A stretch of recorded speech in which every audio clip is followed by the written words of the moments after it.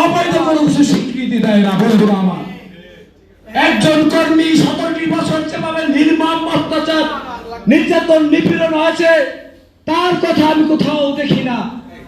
আমি আমার কথাই বলি, আমি গুলি খেয়ে এই যে হাত নির্মম ভাবে পরিস্থিতি হয়েছে, খালেদা জিয়াকে যখন জেলে দিয়েছি চিকিৎসা পর্যন্ত করাইতে পারি নাই।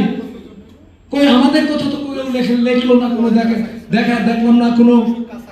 আজকে দেখি বিভিন্ন আমাদের বিরুদ্ধে মিডিয়া ট্রায়াল ঘটাচ্ছে।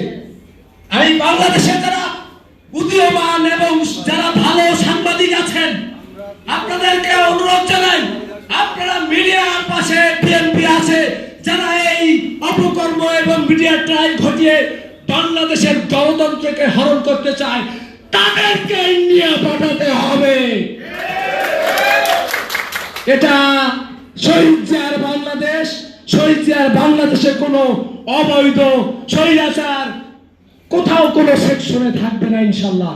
আপনাদেরকে বলতে চাই, অত্যন্ত কষ্ট করে এসেছেন, বিশেষ করে প্রধান অতিথি আমার বড় বোন অসুস্থ, জ্বর, ঠান্ডা কাশ, তারপর আমাদের মাঝে এসেছেন, এজন্য আমি কৃতজ্ঞ। আমাদের অভিবাদন, এভাবেই নেত্রী হওয়া উচিত। আমি আমার বোনের সাথে আন্দোলন করেছি, একজন নারী কিভাবে আন্দোলন করে মাঠে, একজন নারী কিভাবে লাঠি নিয়ে পুলিশের বিরুদ্ধে লড়াই করে, আমি তার কাছ থেকে শিখেছি।